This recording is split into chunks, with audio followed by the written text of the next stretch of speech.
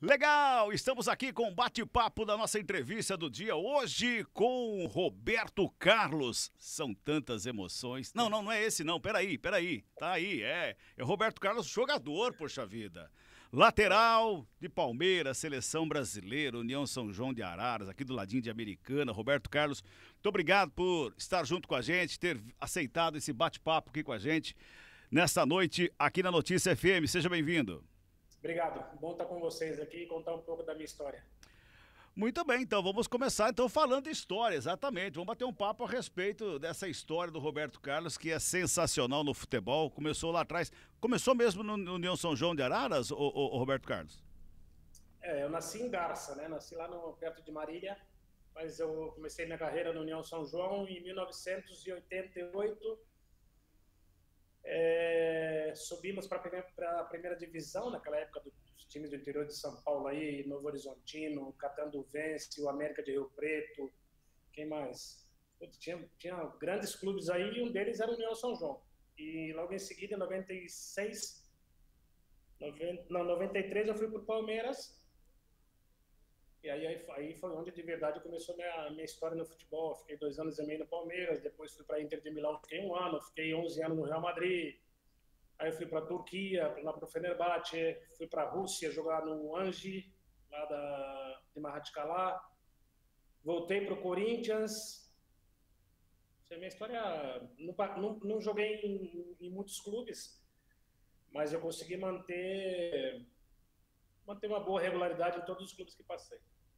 Roberto, é o Léo quem tá falando, prazer enorme falar com você. Para quem tá ouvindo a nossa entrevista, viu, pessoal? Roberto Carlos, direto de Madrid, falando com a gente. Uma honra, muito bacana. Ele tirou um tempinho aí, direto de Madrid, para bater esse papo aqui no Placar 88. O Cabela falou do seu início de carreira, né, do União São João. A gente acompanha de perto aqui os clubes do interior. Inclusive, essa semana começa a Bezinha, que nós vamos transmitir o Rio Branco aqui, que é super tradicional no nosso estado.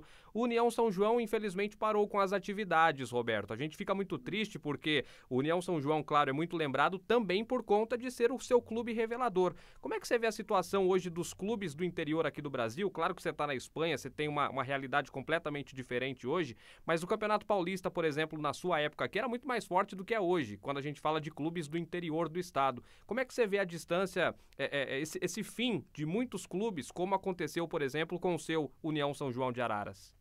Isso se chama má administração. Clubes do interior de São Paulo que pensavam que eram clubes da capital de São Paulo e que queriam fazer investimentos de alto nível e logo no final quem sofria mais era a torcida, quem sofria eram os jogadores. O nome dos presidentes, com certeza você vai lembrar de todos, mas os jogadores passam.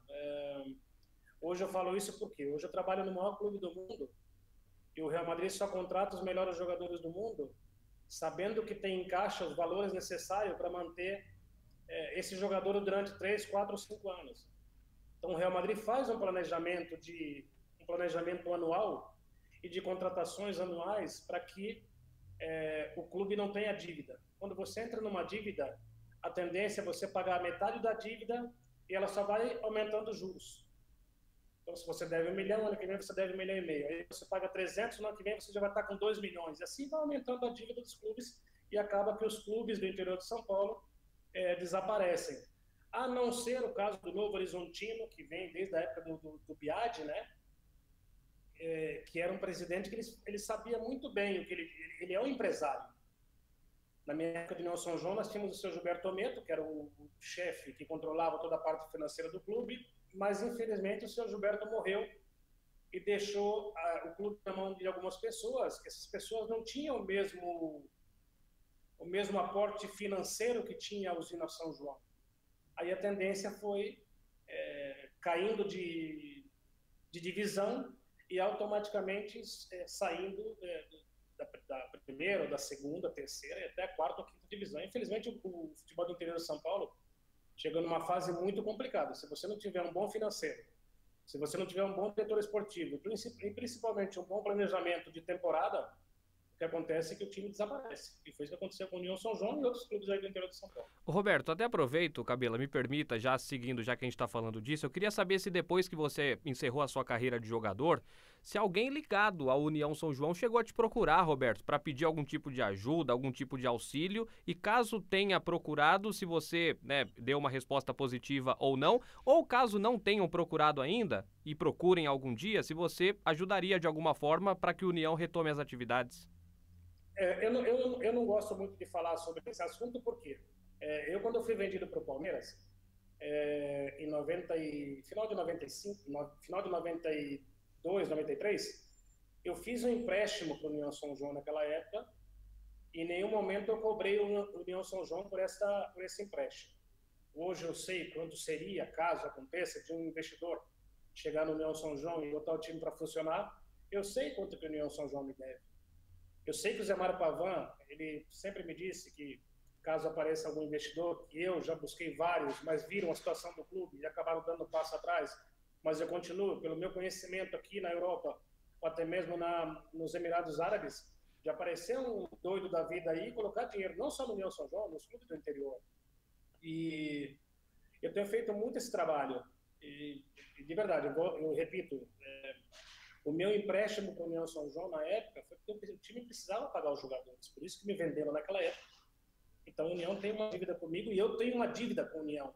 Eu tenho que trazer um novo investidor para esse clube, para que a União, pouco a pouco, volte à elite do futebol mundial. Mas como eu tenho a minha empresa, eu tenho uma empresa de marketing em Londres, o que eu procuro fazer é sempre buscar esses investidores para os clubes do interior. Até mesmo os clubes que estão aí, como Ponte Preta, Guarani, que são clubes que, por mais que estão em divisões importantes, mas são clubes que têm muita dívida. Então, são clubes que têm jogadores de alto nível que têm que contratar para se manter na primeira divisão ou na segunda divisão. E eu, com a minha companhia, eu estou procurando sempre, todo ano, buscando investidores para que os clubes possam sair dessa situação difícil que vive atualmente.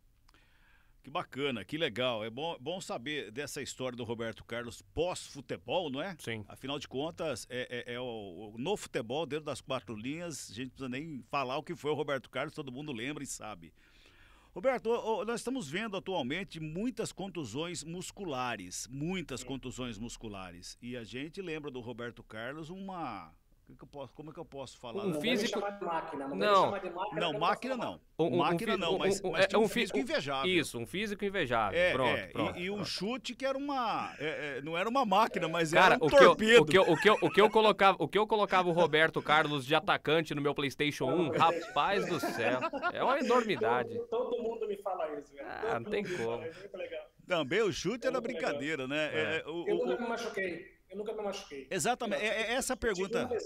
Essa que é a pergunta, porque o físico invejável e talvez um físico que poucos tenham, né?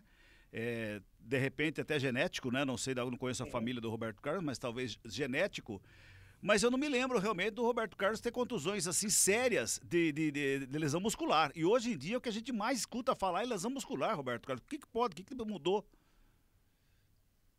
Na minha época também a gente jogava bastante. Eu lembro uma época no Palmeiras que nós fizemos 109 jogos, 108 jogos.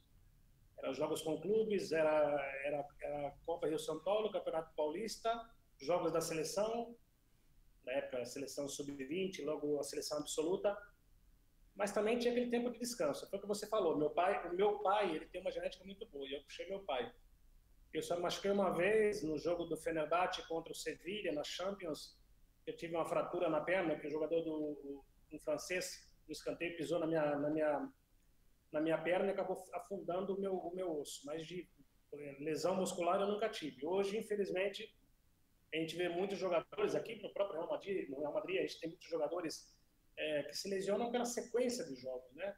E no Brasil, infelizmente, hoje em dia você vê os jogadores e os treinadores sem tempo de treinar e os jogadores jogando muito e viajando muito.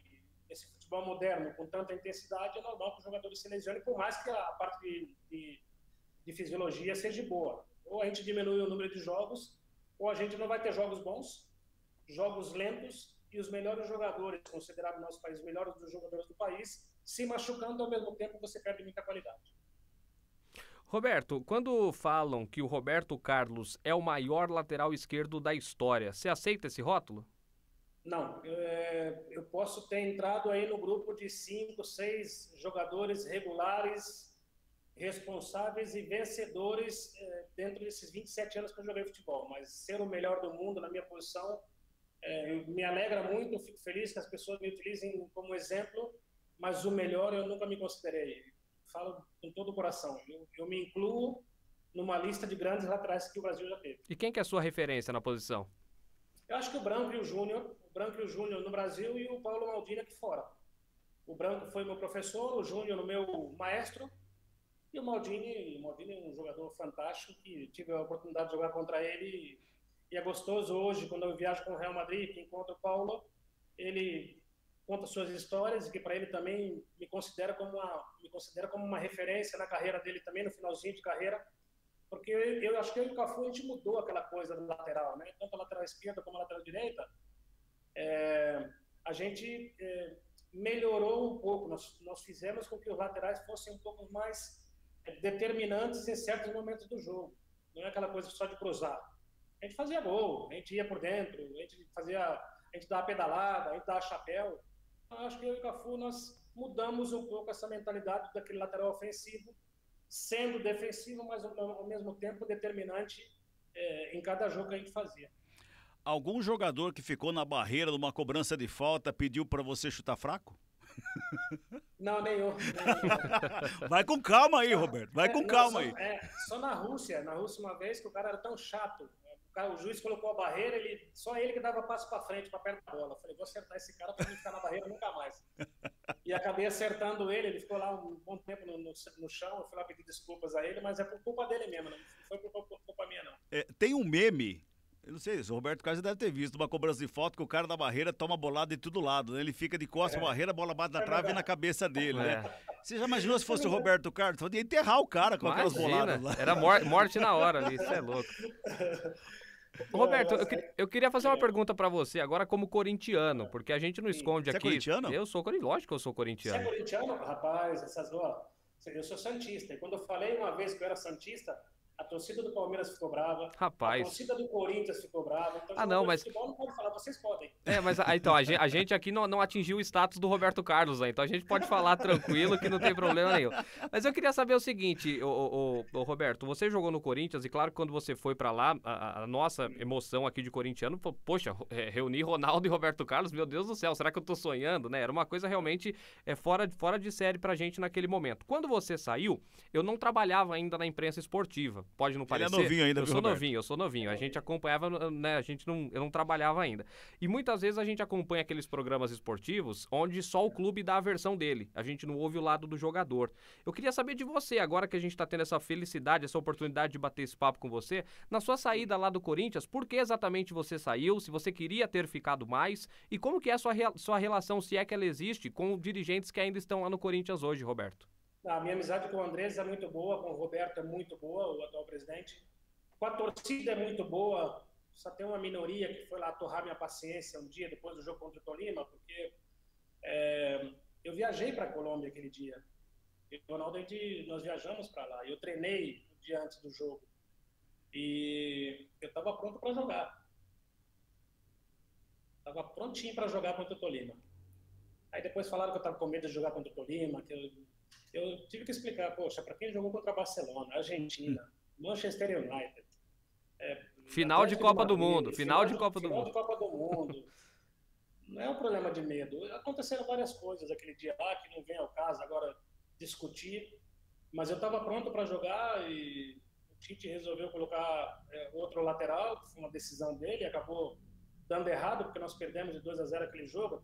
Eu tenho certeza absoluta que se eu tivesse jogado aquele jogo poderia ter acontecido algo diferente, porque eu estava com muita confiança de jogar a Copa Libertadores e poder ganhar a Copa Libertadores, que é um dos poucos títulos que eu não tenho na minha carreira. Mas é isso, eu fui para lá, treinei, só que na noite anterior, acabou o treino, chegamos no hotel, o Tite pediu para que eu fosse no quarto dele e falou, não vi que você estava bem no treino e tal, e justo nessa época foi quando chegou o Fábio Santos. E o Tite preferiu colocar o Fábio, que é um menino muito bom, mas aí foi uma decisão do treinador mesmo. estava prontinho para jogar, motivado para jogar, treinei, lembro até hoje, fiz o treino inteiro, aí depois do treino fiquei batendo faltas, fui pro hotel super feliz, mas como sempre, pela história que eu tenho no futebol, eu respeito muito todos os treinadores que eu tive, e ao mesmo tempo eu respeitei a opinião do Tite, onde ele viu uma lesão em mim que não existia. E acabou acontecendo que a torcida achou que a culpa foi minha. Nunca vou colocar a culpa em alguém, porque eu não sou mau caráter, não sou oportunista. Fiquei triste porque quebraram muitos carros aquele dia lá no centro de treinamento do Corinthians. Mas eu também não quis perder meu tempo de explicar para a torcida do Corinthians o motivo, porque senão ia ter mais confusão e mais pressão e eu não queria isso. Então eu assumi a responsabilidade, mas eu repito, eu queria jogar, estava pronto para jogar. Foi a decisão técnica do treinador, onde ele me colocou uma lesão que não existia. Você falou do Fábio Santos. Ontem ele fez um passe, né, na cabeça do Adson. Você viu o gol? O moleque é muito bom, muito bom. Eu lembro quando ele chegou no Corinthians, ele me deu um abraço, vem cá, meu ídolo. E eu fiquei assim meio sem graça, porque o Fábio, eu também vejo ele como ídolo e como um dos melhores laterais na posição, né, do Brasil. E é gostoso ver ele se divertindo no campo. A mesma coisa o Arana, que está fazendo um ótimo campeonato brasileiro, que são meninos que eu tive a oportunidade de não ser um exemplo, mas eles me olhavam como o ídolo deles. E era bonito de ver, e eu me divertia muito com esses meninos. E hoje eu vejo na televisão eles jogando, seleção, Atlético Mineiro, Corinthians, eu falo, poxa, que legal, pelo menos acho que eles aprenderam alguma coisa que eu pude ensinar para eles e é bom ver isso. O Cabela falou do Fábio Santos, o Adson que fez 2 gols, ele esteve no Real Madrid, né, Roberto, com 13 anos? Então, você sabe que eu não me lembro dele? Eu ia te perguntar isso, então, porque ele esteve no Real Madrid, ele foi aprovado e não ficou, né, foi isso. Pode ser, olha que eu estou na base do Real Madrid, quando eu voltei aqui, estou no Real Madrid já de volta há 8 anos. Uhum.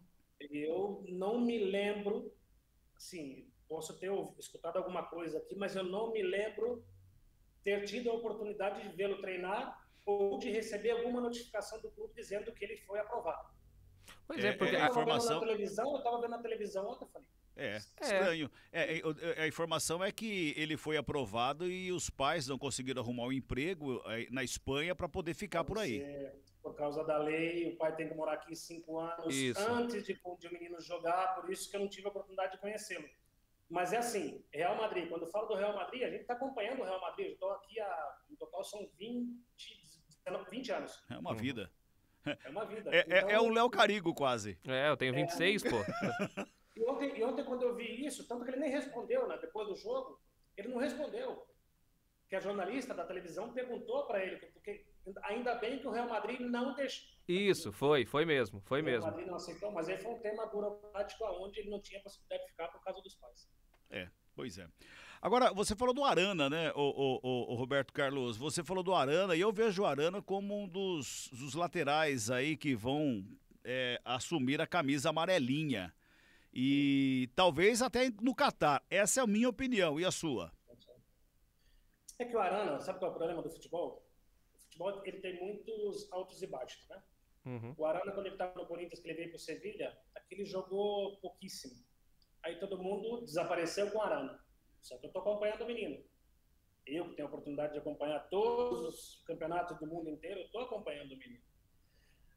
Quando ele veio para o Sevilha, falou-se pouco no Brasil. Apenas falou, o Arana foi vendido para um clube espanhol.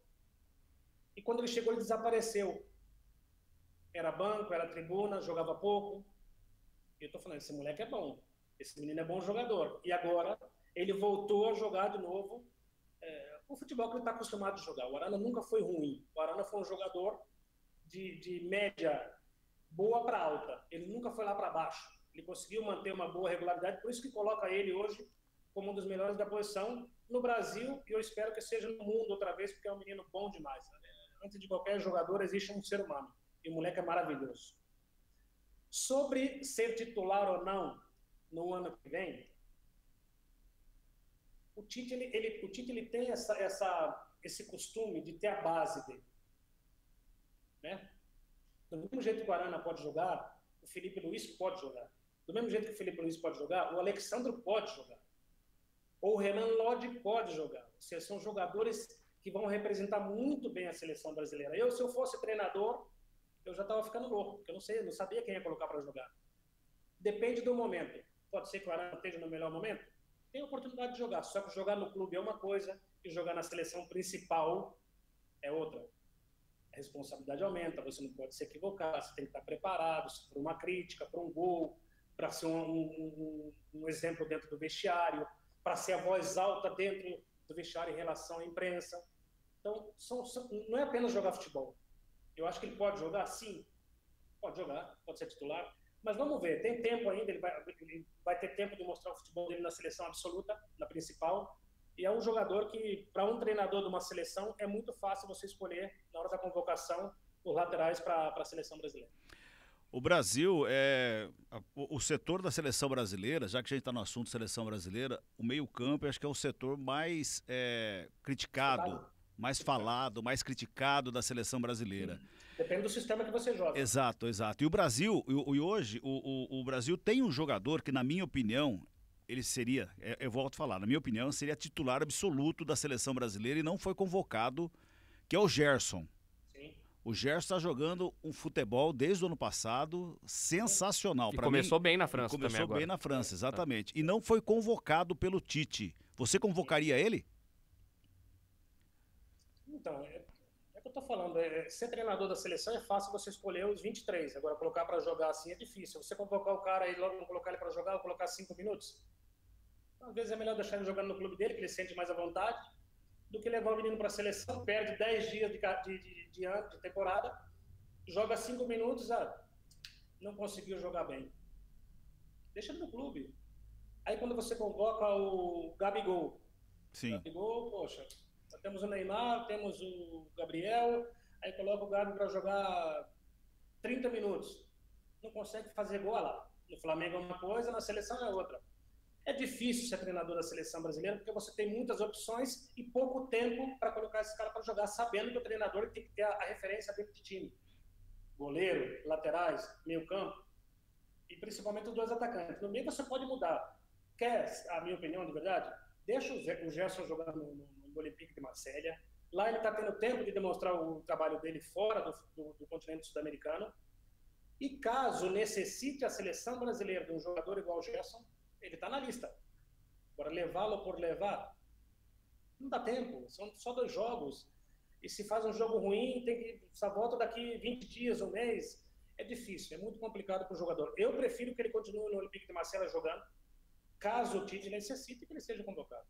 Como torcedor, Roberto, como é que você avalia o trabalho do Tite na seleção? E caso você não esteja aprovando o trabalho do Tite, qual seria o técnico da seleção ideal, na sua opinião? Pensando como ex-jogador de futebol moderno, jogador atual, penso muito como jogador ainda, os números dele na seleção estão sendo bons. Eu não vou crucificar ou criticar um treinador por uma Copa do Mundo ou por uma derrota na Copa América. O mais difícil a gente está fazendo, que é chegar em semifinal de Copa e na final da Copa América. Tem que ter paciência. A gente deixou o listão, como se diz aqui na Espanha, deixamos o listão muito alto para essa seleção que está chegando agora. Na minha época, a seleção ganhou muitos títulos. Agora não tem como você ganhar títulos seguidos, porque as seleções se igualaram muito.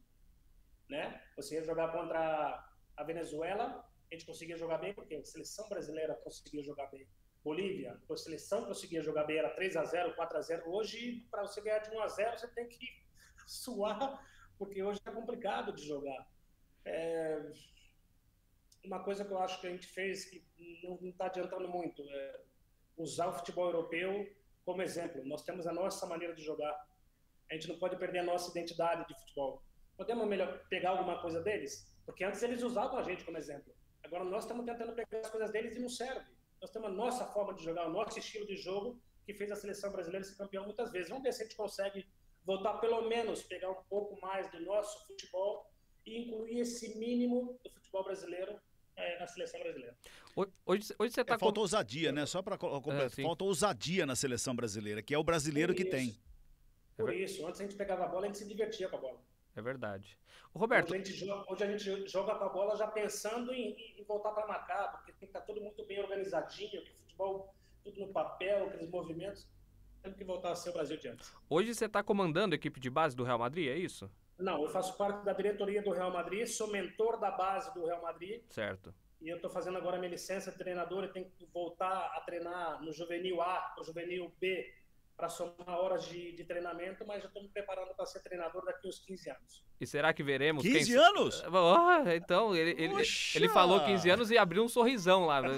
Então, eu acho... 15 meses, Então, viu? tá. Então, é tempo suficiente, ô Roberto, para a gente ver se tem uma mudança de filosofia e de pensamento no futebol brasileiro. Será que a gente vê o Roberto Carlos técnico aqui no Brasil ou não? Então, ser treinador, eu falei de uma entrevista, acho que dei uma entrevista mês passado para uma televisão russa, dizendo que o meu pensamento é de um dia ser treinador da seleção brasileira. Clube, eu acho difícil. Clube eu tenho o meu aqui, é o Real Madrid. Mas se um dia, espero que não demore muito, boa sorte ao Tite nessas competições que ele tenha, se um dia, daqui 5, 3, 10 anos, eu receber um convite para ser treinador da seleção brasileira, eu aceito. Que legal, que Muito bacana. bem. Você falou em ser treinador aí na Europa, clube aí na Europa. O Silvinho começou aí pela Europa, fez uma base no Brasil, aliás, era auxiliar do Tite no Corinthians, inclusive. Sim. Aí ele foi para a França, fez um trabalho na França e voltou aqui no Brasil. E a gente vê que ele sofre bastante para implementar as ideias dele aqui no Brasil. Funciona essas ideias? Estamos batendo na tecla que você acabou respondendo agora há pouco, que é diferente o futebol da Europa e o futebol do Brasil. E o Silvinho tentando implantar um futebol aqui no Brasil, que talvez ele tenha aprendido lá fora. E não pode contratar o que ele quer. Ah, principalmente, né? Principalmente.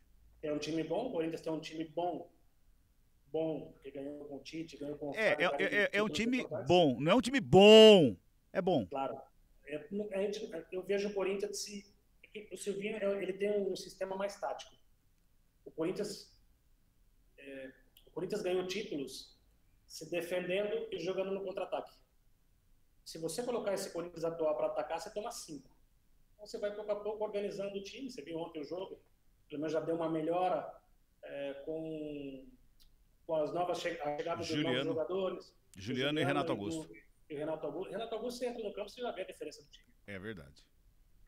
E o Luan, com a chegada do Renato Augusto jogando do lado, o Luan vai voltar a ser aquele jogo. O Luan, que tá todo mundo metendo o pau no Luan, com a chegada do Renato Augusto, com o Luan jogando do lado de quem também ajuda, você vai ver que esse moleque vai voltar a ser o Luan de sempre. Eu sou muito... Tá tudo gravado, viu, Roberto? Tá tudo gravado. Mas é verdade. É verdade. Sabe por quê? Esse menino é bom. Jogar no Corinthians é a mesma coisa que jogar no Real Madrid, é difícil. Então, quando você não se adapta, tem que chegar alguém que te coloque no teu lugar. Eu acho que com a chegada do Renato, ele pode voltar a ser aquele jogador que a gente sempre viu. E eu tô ouvindo muito isso, não é também só do Roberto, eu tô ouvindo muito isso, que agora, a partir de agora o processo é o quê? É colocar o Renato Augusto e o Juliano nas melhores condições deles, né, e colocarem o Luan junto, porque o Luan já tava... Mas aí você recuperar o menino bom. Exatamente. Dar uma nova oportunidade. Exatamente. Porque como o Roberto falou, a gente viu o Renato Augusto, ele tá até um pouquinho acima do peso ainda. Deu pra perceber ontem nitidamente. Ele foi 8 meses. Exatamente. Exatamente. Mas já deu pra ver a diferença no time do Corinthians, né? E a classe dele naquele golaço que ele fez, por exemplo. Pelo amor de Deus, é só o jeito dele tocar na bola, passe de 2 metros, passe de 30 metros, é outra história, é outro mundo. Conhecemos o Roberto Carlos a nível nacional no Palmeiras e numa gestão Parmalat. Eu queria que o Roberto Carlos falasse desse atual momento do Palmeiras, onde está conquistando muitos títulos, de novo com uma patrocinadora super forte. Queria que você analisasse esse momento do Palmeiras, Roberto. Mas é legal ver o clube que você cresceu praticamente, né? Eu joguei no União São João, mas o clube que me colocou no mundo foi o Palmeiras, né? E é legal ver o Palmeiras ganhar, por mais que todo mundo fale que o Palmeiras não consegue ser campeão mundial, mas eu sempre digo uma coisa, ser campeão da Champions e campeão da Libertadores é a maior glória para um jogador de um clube grande. O Mundial eu tenho 3. Só que ninguém lembra. Só lembra do Mundial com a seleção, só. Esse aí lembra. E é estranho isso, porque para nós que somos sul-americanos, eu falo aqui, tá? E no Brasil você sabe que o Mundial de Clubes é muito importante para quem dá importância. É como se é o título mais importante para um clube de futebol no Brasil, Argentina, Paraguai, sei lá. Mas eu acho que ser campeão da Libertadores ou ser campeão da Champions League vale muito, vale muito. Chegar na final dessas duas competições vale muito e aí sim, para o jogador é um trabalho realizado. Que bacana, né? A gente está colocando aqui esse bate-papo com o Roberto Carlos, está mostrando muita diferença entre o Brasil, o futebol brasileiro e o futebol europeu. Aqui no Brasil e na América do Sul, vou crescer um pouquinho aqui, a América do Sul vê o Mundial como a grande conquista, a apoteose do futebol ou do jogador. Na Europa não é visto dessa maneira. Tanto é que, se eu não me engano, o Real Madrid já disputou uma final de Mundial com um time misto. Se eu não estou enganado. Nós jogamos contra... Eu perdi uma. Jogamos contra o Boca Juniors, que perdemos 2-1, que não jogamos com o time titular. Eu me lembro disso, eu me lembro desse jogo, porque aqui no Brasil foi muito comentado isso. E a partir dali, nós começamos a enxergar esse Mundial de uma maneira diferente, porque o brasileiro, o sul-americano, até o pessoal da CONCACAF lá, México, eles enxergam o Mundial de uma maneira como se fosse um Mundial de seleções. Como se fosse um Mundial de seleções. E na Europa, não. Por que essa cultura tão diferente, hein, Roberto? É que ser campeão do mundo não é para qualquer time, né? Por isso que o Boca ganhou tanto, porque o São Paulo ganhou tanto, o Corinthians tem 2. Eu discuto sempre com o meu sogro, que você falou de 2000. Eu falo, poxa, vocês ganharam 2000? Pô, a gente não entrava a gente estava com um fuso horário tudo atrasado, vocês querem dar importância ao... Não, vocês são campeões quando vocês ganharam do Chelsea. E meu sogro é muito corintiano. Meu sogro é louco, né? Eu discuto com ele direto aqui, porque eu estava no jogo. Eu estava nessa competição, então para dar muita risada com ele, eu falo que 2000 não valeu. 2000 era apenas um campeonato teste. Mas ele fala, não, vai lá no site da FIFA que você vai ver que está escrito 2000, Corinthians campeão do mundo. Mas e na época, Roberto? Na época, lá naquele campeonato, lá em 2000, você disputou pelo Real Madrid. Jogou contra o Corinthians, inclusive, na época lá. Naquele momento da disputa, era um Mundial mesmo ou era um torneio que o Real Madrid foi convidado a participar? Na preparação, digo, treinamento e pré-eleição, é diferente de uma final. Ou de uma competição de alto nível. Mas quando você está dentro do campo, aí sim você dá valor à competição. Porque todo mundo joga para ganhar. Nós perdemos aquele jogo para o Corinthians, acho 2-1, 3-1. Jogador do Edilson lá, mas quando você entra no campo, você dá muita importância. Depois, quando acaba a competição, você fala, poxa, é o campeonato do mundo. Então é importante para o corintiano, é importante para o palmeirense, é importante para o São Paulino, para o santista. É um título muito, mas muito importante na carreira dos clubes e principalmente dos jogadores. É que o seu sogro não ouça isso então, né? Mas eu já falei pra ele que 2000 não tá marcado. Ô, Roberto, o Cabela falou antes da gente começar aqui com você, a gente tava resenhando fora do ar, né? E o Cabela falou de uma foto que ele tem com você em 96 aqui em Americana. Você tem histórias boas aqui em Americana, Roberto? Americana, eu tenho muitos amigos aí em Americana. Puta, tem uma avenida aí que tinha uns bar bons aí, rapaz. Não sei se tem uns bar, continua aqueles bar na Avenida... Brasil. Avenida Brasil. Rapaz... Direto. Pois é. Na festa do peão ali. Continua no mesmo lugar, a festa do peão? Continua. Não. Na época do Roberto era onde? Eu não sei se ele já foi no recinto novo, né? É verdade, era na entrada da cidade de Americana. Isso. Agora colocaram lá perto pra lá da Polícia Rodoviária. Isso, exatamente. Exatamente. É. Essa que nós tiramos fotos juntos em Americana em 96, você vai lembrar dessa festa. Essa festa do peão, tanto você como eu, nós assistimos ao show de Chitãozinho e Chororó em cima do palco. Tinha uma arquibancada pequena em cima do palco, nós assistimos o show dali. Que isso, hein, Cabela? Tá com moral, hein? Pra você ver, cara. Eu não lembro, não, que esse negócio de ir pra festa do peão aí, você começa a preparar a festa do peão, é complicado.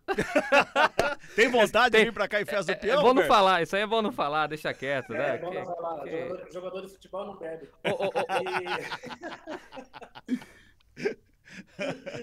Mas eu tenho saudade do Brasil, tenho muita saudade. Infelizmente chegou essa porcaria desse Covid que atrapalhou um pouco as nossas vidas, que bloqueou um pouco a festa do peão, bloqueou a vida dos cantores, bloqueou um pouco a nossa vida, mas pouco a pouco volta tudo à normalidade e as pessoas vão voltar a ser felizes e ter uma vida normal. Deixa eu fazer aqui mais duas da minha parte para encerrar da minha parte aqui com o Roberto. Primeiro eu queria saber o seguinte, Roberto, quem é mais ídolo no Real Madrid, você ou Marcelo? Eu. Não tenho dúvidas disso. Só queria ouvir Também não. da boca dele. Também Não tenho não. dúvidas disso. Também Apesar não. do Mas Marcelo, sabe, o Marcelo ter conquistado muitas coisas também no Real Madrid. Marcelo ganhou muitos títulos É. aqui. Mas eu voltei. Eu digo mais porque o Real Madrid foi me procurar de novo para voltar como embaixador, ou mentor, ou Exatamente. diretor. Então, quando o Marcelo voltar, eu vou falar que vai ser ele.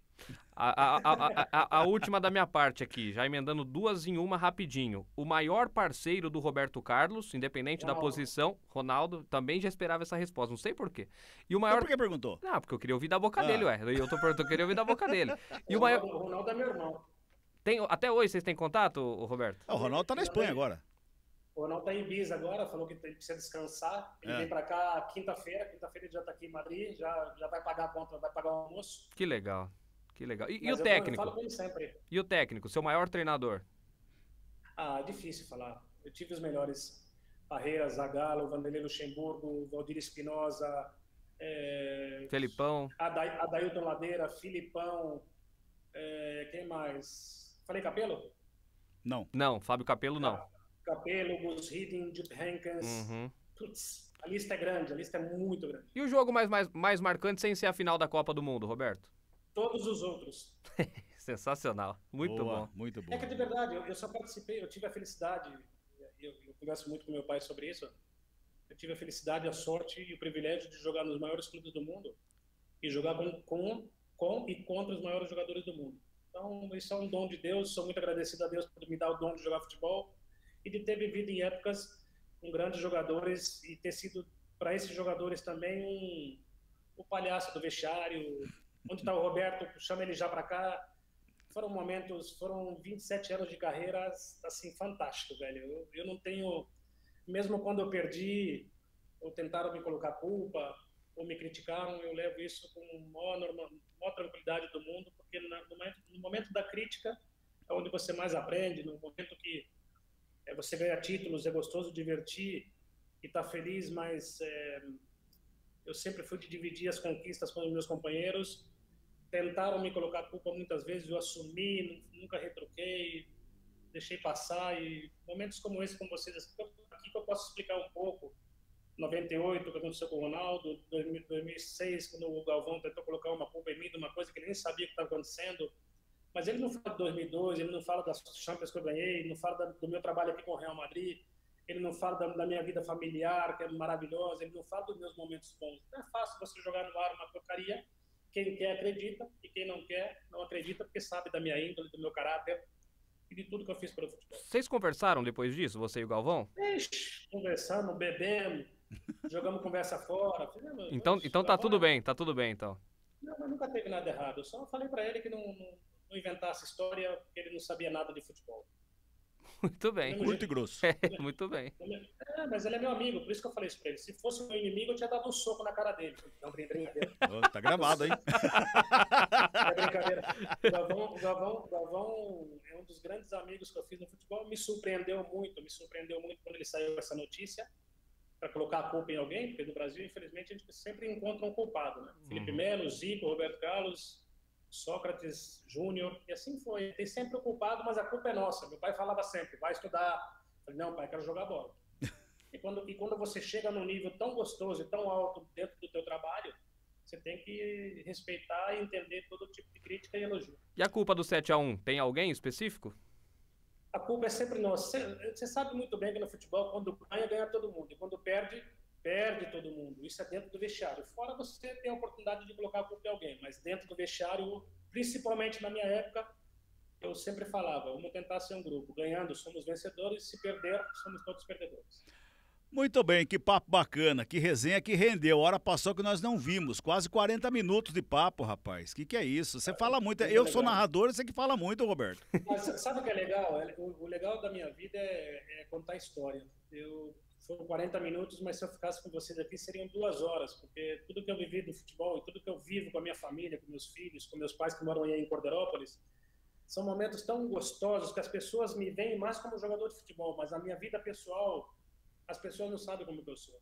Então, faço tanta coisa fora do futebol tão boa, eu prefiro guardar para mim, que eu começo a contar um pouco da minha vida para não tocar na minha vida pessoal, porque eu não gosto muito, porque eu faço muita coisa boa pela minha cidade e pela minha família. E é gostoso, 40 minutos ou 41 minutos contando uma história, aprendendo com vocês e ao mesmo tempo explicando tudo que eu vivi. Que bom, que bom. O Ronaldo continua com o clube aí na Espanha? O time do Ronaldo Valladolid caiu para a segunda divisão, empatou ontem 1-1 contra o Las Palmas, foi o primeiro jogo da Liga, mas vamos ver se a gente consegue ajudá-lo aí a colocar o time de novo na primeira divisão. Né? Que maravilha. Roberto Carlos. Ele continua como presidente. Que bom. Prazer gigantesco ter batido esse papo contigo. Muito obrigado. Disponha quando vier aqui pro Brasil, tiver em direção a Cordeirópolis, o caminho americano está no caminho. Vai ser um prazer enorme você entrar até aqui, tomar um café com a gente. Fique à vontade.